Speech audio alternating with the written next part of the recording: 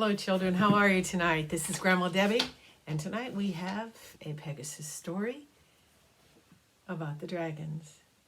And it's one that I think you're going to really enjoy. So let's get started. The children were traveling in the van, and Grandma was taking them back to Indianapolis. So there were three of them. There was Tia and Desmond and Lindley, and they had been at Grandma's for the weekend, and she was taking them back to meet their mother, to pick them up. They were to meet halfway. So there they were. They were in the car, and they were bored out of their minds. They were just bored. And Grandma was just chattering away, asking them how things were this weekend and what they liked best and all the things she always asks. You know, what's the best and all that. So anyways, Desmond and Tia had gotten to listen and go on several Pegasus adventures while they were at Grandma's for the weekend. So they were both sitting there looking at each other, and they started talking, saying they really wish Pegasus would come. So they started looking out the window, and lo and behold, there was nothing out the sides of the window. But finally, Desi looked up, and Tia looked up, and coming straight at him was this light right in the middle of the road, way down, like if you've ever seen a train where the headlights are coming straight at you. It's almost blinding, and it's just straight at you. And they thought, what is that? That's we've never seen that. Well, as it got closer, they could see that there were great, humongous wings. And they could tell, as it got closer, that it was Pegasus. And he was being ornery, and he would go up and down, but coming straight at the van. And finally, they were so excited because just as he got there to the hood of the van and scooped down over the top of the van, the children were on his back. And they were so excited because they had just come from a couple of other stories. And they said, oh, this is so exciting. Where are we going? He says, it's a surprise. But he headed north. He headed north to pick up the kids in Minnesota. And he got up there, and he swooped down over Zachariah and Luke's house, and he got a hold of Luke and Zach. And then he went to the next town, and he picked up Demetra. So this is the first time that the older two had been, the first time in a long time that they'd been on a story, because they're 17 now, so they're getting pretty old. But as they were children, this is what Grandma used to do, tell them stories in the car, and they would go on Pegasus stories, all kinds of things. But see, this thing has happened that as they've turned 17 and gotten older, their memory started to fade, like those adults in the car that don't remember anything. And they didn't really remember some of the stories. And the one that's most frustrating is they didn't remember the dragon stories. But Luke did. Luke remembered. And he was in his mind thinking, oh, I hope we get to go to the dragons. I hope we get to be with the dragons. Of course, that's what Tia and Desmond wanted to do too. And did you notice we only have the older kids? So Tia is the youngest, and she is 6. And then Desmond, who's 10, going to be 11, and then we go to 13 and 17. So we've only got the older kids, so that tells us something about what's going to happen. This is going to be a big adventure that could be very dangerous. So they're on there, and the kids are all lined up, and they're all hugging each other, and they're warm and snuggly in the big bubble that's magic on his back, and they're talking to Pegasus, and he was just ornery tonight, so he shot straight up in the air, and then he dived back down, and they just squealed. It was more exciting than any roller coaster. And then when he'd get down, he would turn to the side, and they would lean all the way to the side. And you know, I meant to mention here, I wanted to shout out to Mike and to Bailey. Mike and Bailey. I hear you're going to be along listening tonight. Maybe one of these times you'll get to go on an adventure too. So anyways, I hope you enjoy this. Let's see where we go. So Pegasus is in the air. Here he is. He went straight up, and he dove down, and he goes to one side. Then he does S's, and then zigzags of real sharp corners, and they clear over to one side and then another side, and they're just hanging on and squealing because they've got 5 of them. Is it 3 or 5? 5 of them on the back of on Pegasus's back, but he's a giant horse. He's very, very large, iridescent, beautiful, and he starts heading east, going east, going east, going east. And the kids are all chattering away, so time got away from them. They didn't know how long it was. Finally, they saw a beach. So they knew they were coming to the ocean. And as they traveled, they thought, oh, we're going to go to the beach. We're gonna find out something on the beach or in the water. We're maybe going to go. No, they kept on going. And there were waves, and they looked down, they saw the sea creatures and everything. And they flew for quite a distance over the ocean. And finally, Luke started going, I know where we're going. And Desi says, I know where we're going. I know where they're going. And these 17-year-olds are forgetting. They don't remember.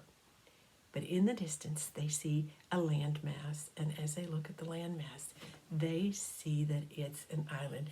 Now, this is a very, very large island. It's not quite as big as Greenland, but it's really a big island with big mountains. And it's not on any maps, by the way, so you can't find it on a map.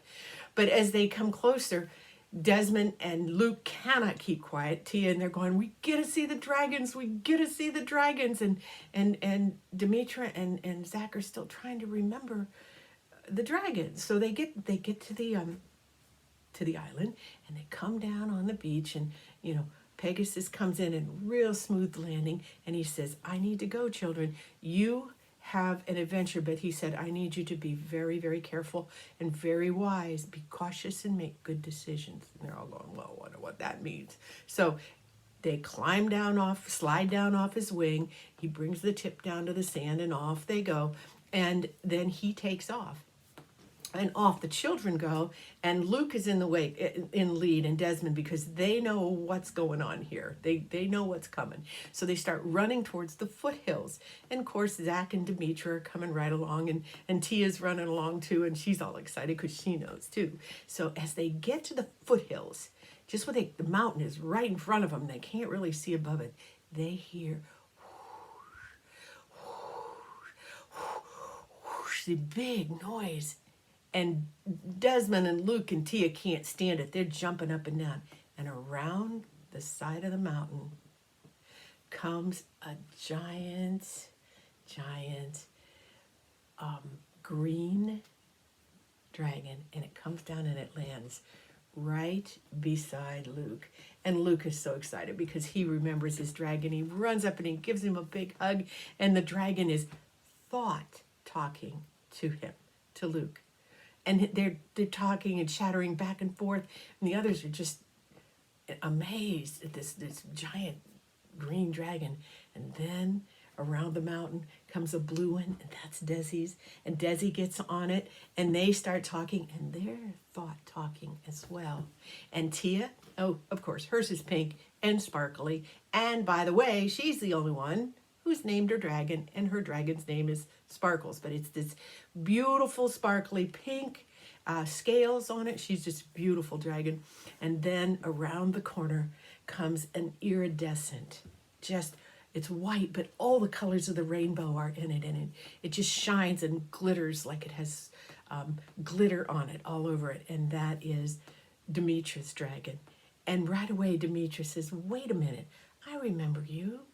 And they thought as soon as she touches the dragon, actually the dragon came and touched her. And when she did, she could hear her thoughts. And they started talking. And then they all looked up because they could hear another larger sound. And around the mountain comes a huge red dragon. Oh, it's got beautiful wings that are almost double the size of the others. And he comes down and he lands beside Zachariah, and the instant that the dragon touches Zack, he remembers. He remembers some of the adventures that they've been on before, and they began to talk. And they were so excited. The dragon said, let's go. So the children, who in the past have earned their rights to be dragon riders, are on the dragons, and there's a saddle there. They fit them exactly, and they just, if they needed, there'd be armor, but they're not going into battle, they don't think yet. So anyways, onto the backs of the dragons they go. And Zack takes lead immediately. And right beside it, as close as not being in the lead as it could be, is Demetra. And then Luke is following, and then Desmond and Tia are trying to keep up, but they're younger, and they're not quite as quick and fast, and they don't know how to control their dragons as well yet. And the dragons, they're still learning how to take care of each other. So they started playing chase. Okay, pretty soon they're playing chase, and then they started playing follow the leader. Now, in the meantime, they're flying over this river, and all the children noticed, without saying much, that the river looked different from what it had looked when they had been to Dragon Island before. It looked different. They couldn't figure it out exactly, but there was something different about the river. So every once in a while in their play up in the sky, they would look down and see the river that meandered. It went like a snake back and forth, and waterfalls and up and down, and they thought something isn't quite like it used to be.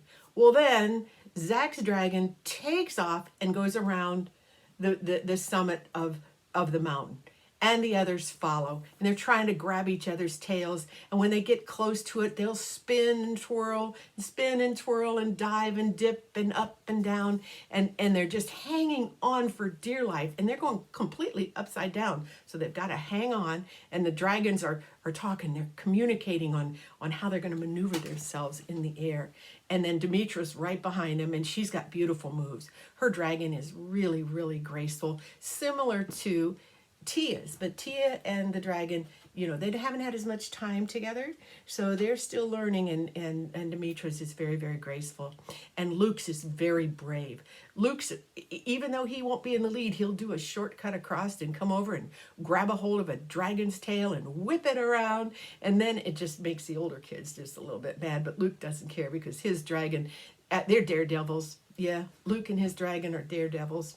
Now, on the other hand, Zack is very brave, and he's willing to go into areas and into parts and situations that might be kind of dangerous.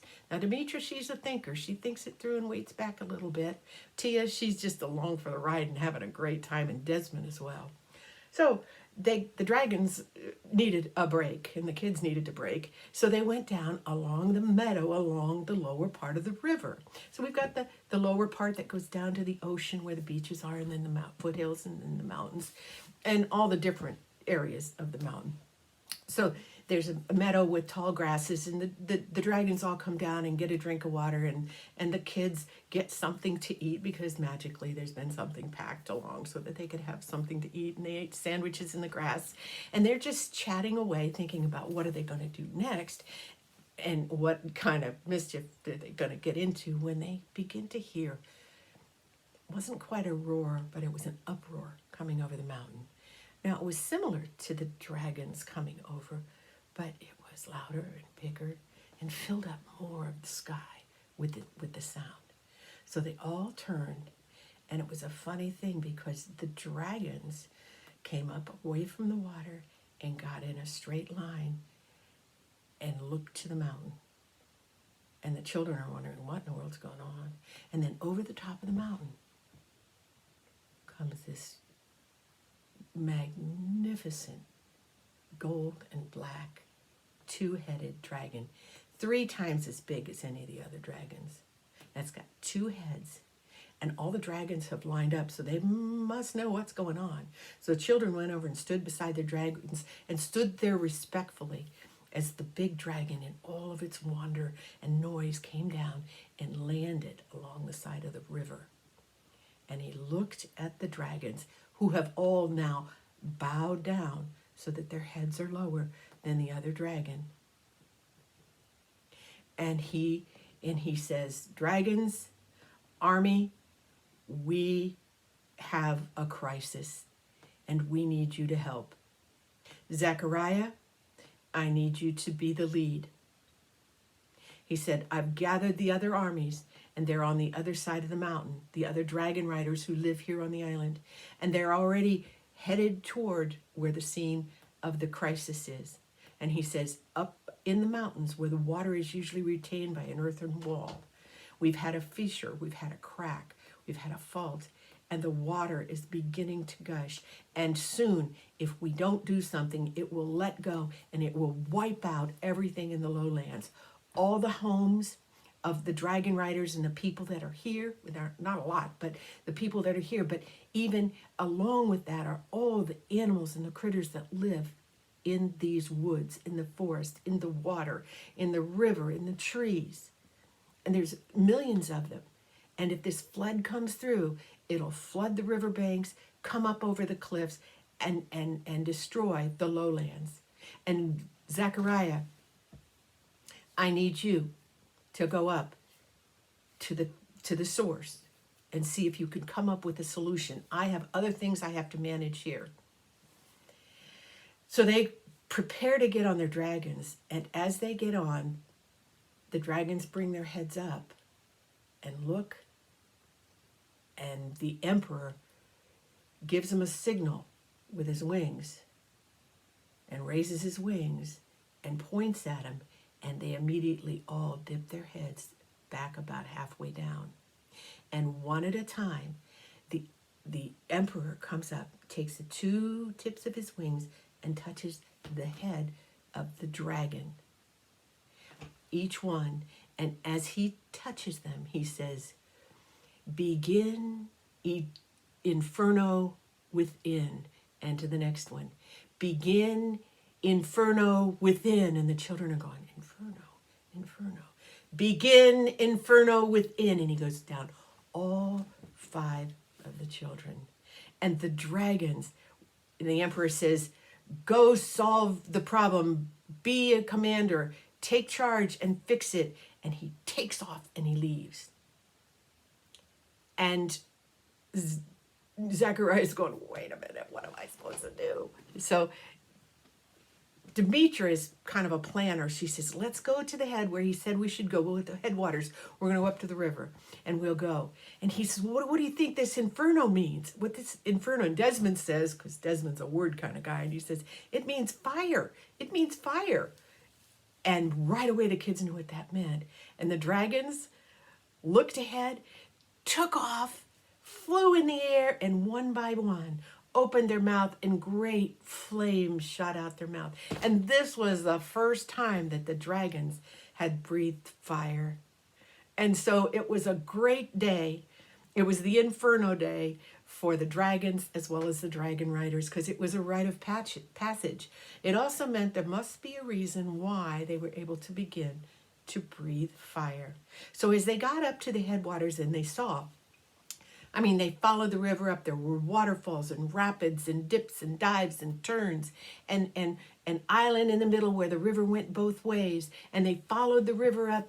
And then when they got to the high waters, up to where the cliffs were, where the earthen dam was, they could see that there were cracks and water was beginning to gush out because they had seen that the river had come up. And even as they watched, the river began to swell and get bigger so that it was more like a lake rushing than the waterfalls and the rapids that they'd seen before because it was getting so deep.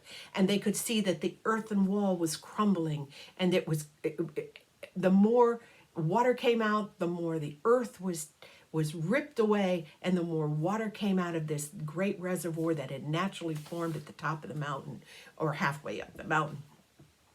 And Zechariah, all of a sudden, he knew what to do. So he commanded, he said, first of all, I need Tia and Desmond and Luke to go back down to the bottom where the water has finally gotten down to the plains, because by the time you get there, this water is going to be flooding. So before it gets too high, I need you to go down there and figure out a way to solve the problem. And then he looked at Demetra and he looked at Luke, and Zach said, okay, guys, I know what we need to do. The first thing we're going to do is we're going to find somebody to help with these boulders. Well, then the army, the rest of the dragons came over, and Zechariah commanded them to go get the largest rocks and boulders that they could get and drop them just below where the breach in the dam was. And they began to drop them. So that, dozens of dragons started to go to nearby mountainsides and along areas where it was rocky and pick up these boulders. And when there weren't big enough ones or ones that would work, they would take their mighty tails and smack it against the mountain and break away great chunks of rock. And they would pick them up and drop them. Well, in the meantime, what Luke and Demetra and Zach did was they went over to the forest and they began to hit the forest. They knocked down dozens of trees with the tail. And they had a mighty tail. And some of, there were pointed scales on some of them and pointed like arrow slices that would slice across the forest and knock down the trees. And then they would go back and they'd swoop them up in their claws and take them and drop them down. They'd drop them down. So between the rocks and all the logs and the trees that had been dropped down, they began to form a new dam. And they worked all afternoon, tirelessly. And it was exhausting work. And Zack had to plan the whole thing out and tell them to go here and tell them to go there. And we need more boulders or we need more rocks. And then he said at one point, Luke, you need to go get brush because we have to fill in the smaller parts and you have to drop it in the front to make a screen so that we screen out the dirt as it comes down this broken earthen dam. In the meantime, downriver, the little ones have gone. So we had Desmond and Tia, and then some others had joined them, and they got down to the bottom and they realized there was 2-3 foot of water beginning to be on the meadow, and it wasn't rushing, it was more or less seeping down. And they looked at it, and Desmond said, I'm not quite sure what we're supposed to do here. It's flowing towards the ocean, and it's not real fast right now, but if it keeps coming, it's going to be. And Tia said, I know what to do. And she said to her dragon in thought process, she said, breathe fire on the water. And so the dragon came, got to its claws were just above the water and breathed out massive flames. And it made the water evaporate. Well, then the rest of the army of dragons that had been sent down, the squadron that had been sent down there, and led by Desmond and Tia, they began to form a circle around the outside perimeter of the floodwaters and breathe the water. Pretty soon it looked like it was going to be a rainstorm because there was all this evaporation. It was foggy, and they would go and they'd breathe, and then the dragons would go up and get a fresh breath of air and come back down. And they did that for a couple of hours until they got so they could just see the grass. And then they stopped because they didn't want to ruin all the grass and burn everything up. And they noticed that the water was not filling up. Because meanwhile, at the top of the mountain, Zachariah, as the commander, had gotten all the dragons to do what they needed to do. And the dragon riders were yelling because they had made the dam. And it was strong and sturdy, and they had saved the wetlands below, and they had saved the lowlands below, and they had saved the animals and the critters that were there, and the houses of where the dragon riders and the other people lived. And they were going, hail Zachariah, hail to Demetra, hail to Luke, you're the heroes, you've saved the island from all this disaster. Oh, what a glorious day it was. Oh, and they went back down. They all then flew, and the army of dragon riders and dragons, they flew down to the dry meadows on the other side. And there was a great feast in progress. They already had a huge bonfire, and they were roasting hogs that was already there. And hungry, oh my goodness, they'd forgotten they hadn't eaten all day.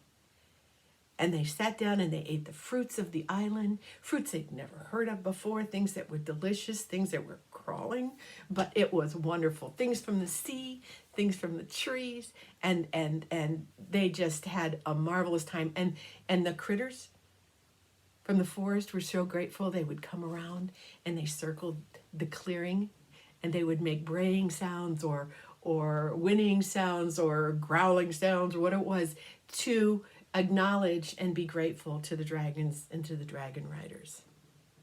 And so it was a wonderful, wonderful night, and it grew dark. And as it became darker and the moon began to rise, across the moon was a great shadow. And the children looked up, and of course it was Pegasus. And he threw his mane back and his tail up as he went across the moon. Then he circled around, came down into the meadow near to the fireside. And the children knew. And they said their goodbyes, and they clambered up his wings and onto his back. And Pegasus said, "Congratulations, you've had a great victory. And you've become very brave and wise and very good leaders. And hail to Zachariah for being the hero, and Demetra to being the thinker, and the others to being the workers and the followers and getting the job done." And they made their way back to their homes and back to the car, where Grandma was still chattering away, asking about their weekend as if nothing had happened. And the children reached in their pockets, and of course, as always, there was something in there they had picked up somewhere along the line. And Demetra pulled out a little trinket that looked like waves, like rapids in a river. And Desmond pulled out of his pocket fire, a whole shooting flame of arrow of fire. And each of the others pulled something out just as special. And when it came into their hand, if it was fire, then it turned into fire, but it didn't burn them. And water, but it didn't spill. And actually, Tia had kind of done a little extra and picked up two things, and she had fire as well. And when they asked the older kids what they had, each one of them grinned, because it was such a special day that they each, without telling each other, had put the fire in their pocket. And so had Tia, but she'd always reached down and gotten some water as well, because sometimes that happens. And so they knew when they were in the car, when they were looking at each other, as always, going, did that really just happen? Did we really go on this massive adventure and our parents don't even know? And when they pulled the trinket out, that was real,